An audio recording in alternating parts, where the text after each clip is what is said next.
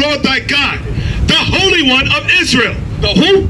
The Holy One of Israel. What you're going to find out is the God of heaven and earth is just the God of the Israelites. He is not the God of all nations. Yes, he created all nations, but he has a particular group of people, a particular nation of people that he loves the most. That's what we're reading in the Bible.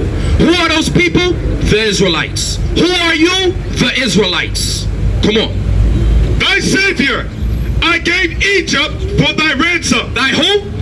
I gave Egypt for thy ransom. God said he gave Egypt for thy ransom. What happened to Egypt when we came up out of Egypt with Moses? Anybody knows the history?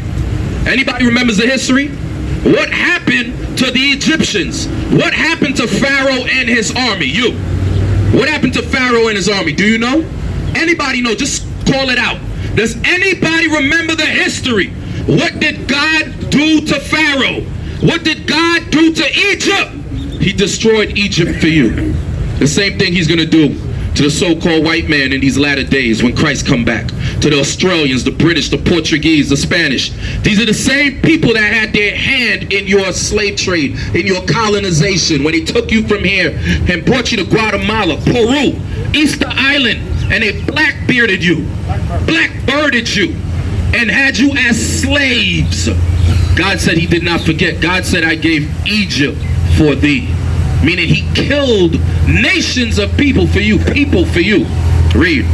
I gave Egypt for thy ransom, Ethiopia and Seba for thee, since thou wast precious in my sight. Now I know it doesn't seem like we're precious in God's sight.